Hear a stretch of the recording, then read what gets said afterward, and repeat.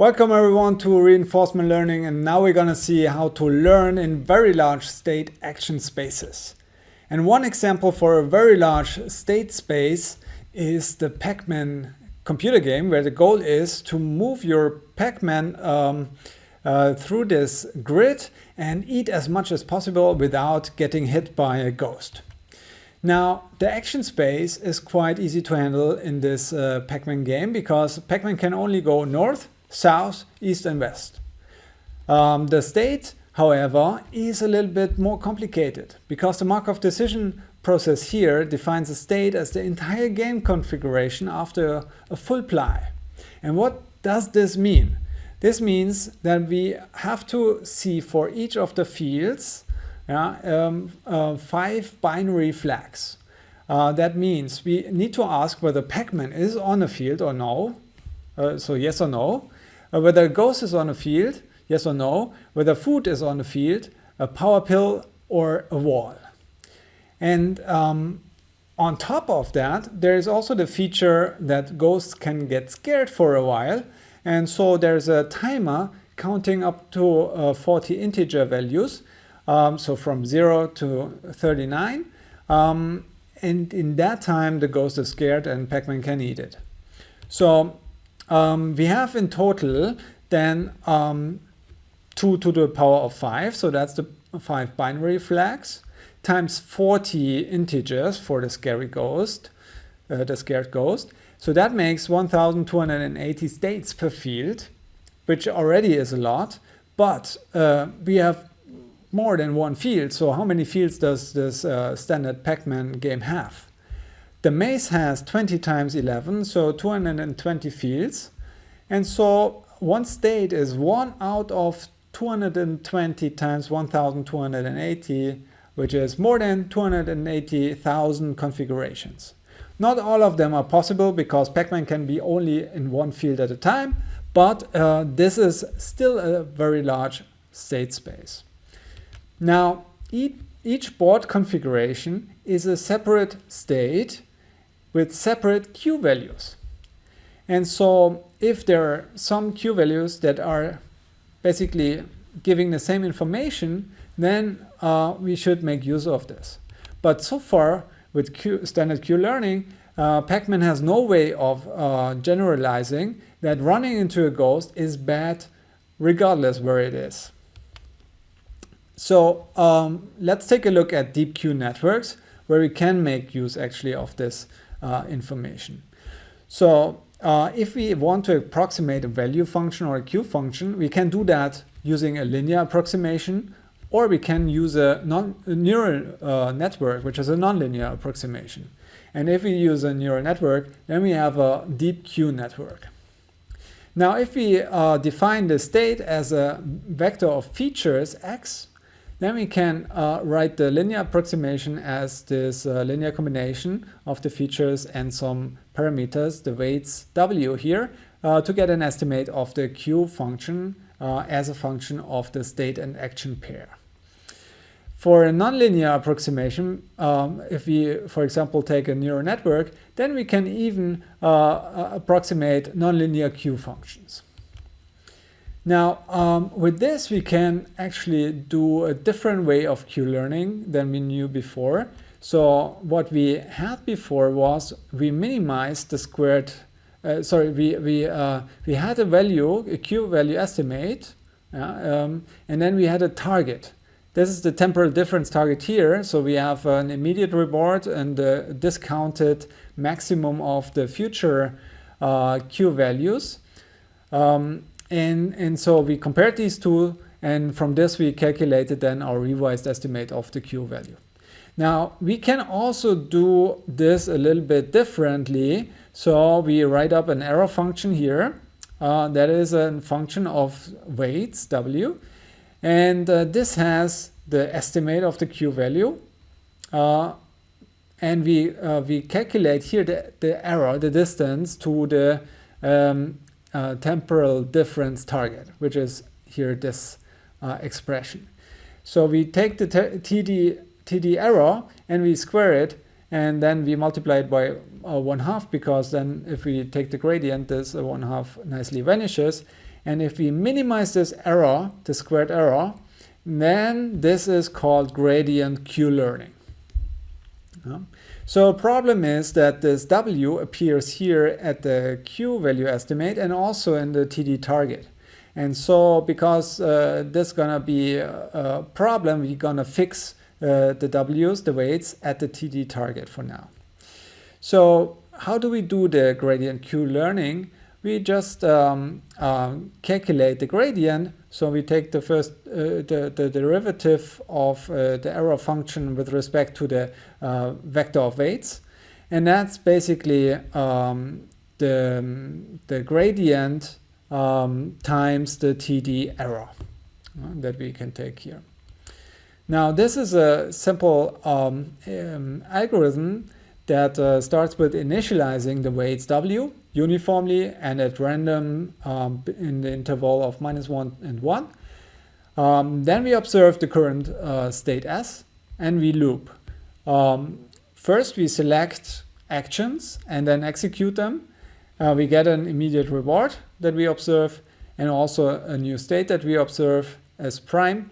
We calculated a gradient according to the formula that we just saw, and then we update our weights according to that with a step size or learning rate alpha, and then we update our states and get to the optimal Q value. Now, if you recall the tabular Q-learning that we have seen before, we have had some conditions under which the Q-learning actually finds the optimal Q function. And these conditions were that the learning actually is not excessive, so we stop or we reduce the learning at some point, but also we never stop learning, so there's always a little bit of learning. So these are the conditions and which the learning rate has to fulfill, and we have seen that 1 over the number of times a state action pair has been visited. That could be a good way to fulfill these conditions and get a learning rate. Now this gives rise to the standard formula of Q-learning. And so similarly, the gradient Q-learning works under the same conditions and gets the convergence to the optimal Q function. Now, so it's important that we define the Q function as a linear combination, and then we can update our weights just by this gradient Q learning. Now, if we have a nonlinear function that we approximate, so with neural networks, for example, then, however, the problem is that even if these conditions are fulfilled, we are gonna likely diverge. And so that's gonna be a problem. So if we, for example, adjust the weights to get a better weight, better approximation, at some other places, this introduces some errors, and this leads to the divergence. Now, in practice, there are two tricks often used. One is experience replay, and one is the use of two networks. And these two tricks are actually combined sometimes. So the two networks that we can use is one is a Q network and one is a target network. And let's first look at how experience replay works, what the idea is. So if we have this Q function as a function of the state and action pair, and here we have the state action space, and we get, for example, we have this black line that is our nonlinear function, and then we have here an estimate at this point. Then we revise our black line here to the red line, and we get a better estimate at this point. But here at the right side here, we get a worse point. So here this lowers this curve actually. So that's really bad. That's in essence where the divergence comes from. Now if we would have visited already a couple of state action pairs here in this region, then we could, if we could remember those state action pairs or the estimates here, we could actually correct for this lowering of this curve by recalling those. And that's essentially what Experience Replay is doing. So it uses the experience that already has been collected to correct for the divergence. Now, that's the idea. So we store previous experiences, and those are state action future state reward quadruples. And we put them into a buffer, and we sample mini batches from this previous experiences at each step. And then we learn by Q-learning. So then another advantage is that we break correlations between successive updates. If you, for example, do the update here, and then, probably our next estimate is going to be in the same region. So if we have another update here and another update here, then we get a very good estimate of the Q function in this region, but really bad in this region. So if we sample from this experience batch, then we can get an estimate for this point here, and perhaps also for this point and this point, if we sample at random. So this is important, and then we can correct the whole curve. This breaks the correlations between the successive updates. Now, also another advantage is that with the gradient descent, we need to visit the state action pairs a lot of times. So if we save them, we need fewer interactions with the environment, which is greater data efficiency. Now, the second trick is to use a target network. And the idea is to use basically two networks. And the target network is one of them that is updated only periodically. So that's moving a little bit slower. So we repeat for each of the experiences of this state action future state reward quadruple in a mini batch.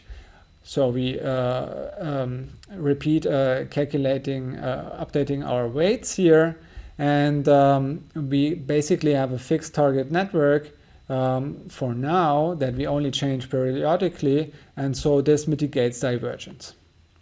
Now this is pretty similar to value iteration, because also here we kept the target fixed and updated our current estimate of the value function based on our immediate rewards that we got here, and then we updated our target again. So Q-learning is basically a sampling version of the value iteration. Now, Google DeepMind actually made use of a deep Q network, and a deep Q network is a gradient Q-learning that they combined with deep neural networks, Experience Replay, and also a target network. And this led to a breakthrough in human-level play of Atari video games.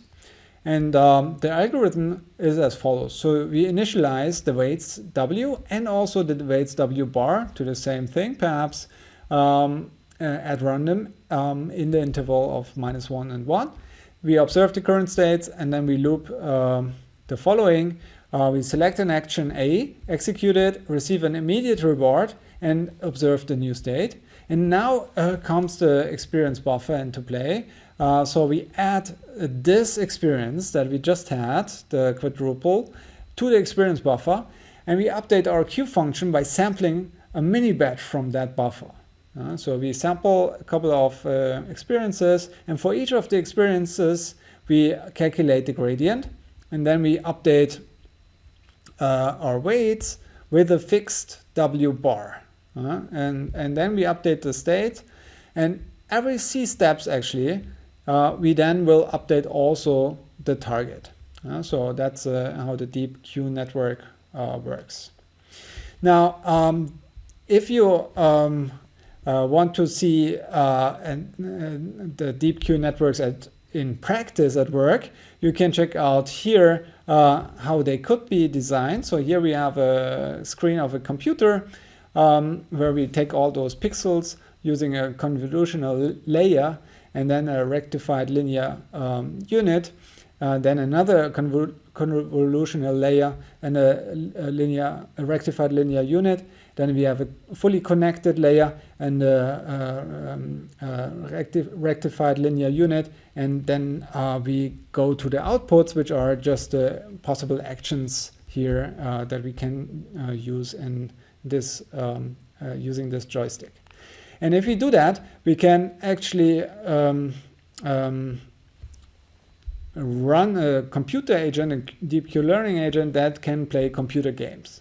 And here is a list of games, basically Atari games that we or someone programmed a deep Q learner for. And we see here that most of them have human level or even much better than human level performance. So video pinball, well, that's much better played by a deep Q learning network than by a human. And you see also that some games, for example, Breakout, perform much better if you use deep Q networks, whereas boxing, for example, here linear approximation is already quite good to achieve above human performance. So check out these references, and let's just sum up what deep Q learning does. It combines Q learning with deep neural networks for large state action spaces, and it approximates Q values by using the Bellman error using gradient descent. And experience replay and target networks help to stabilize the divergence, but they don't completely actually mitigate divergence. There's still some, but they prevent it to a large extent. DeepMind's deep Q network actually achieved human level performance on Atari games with exactly these techniques.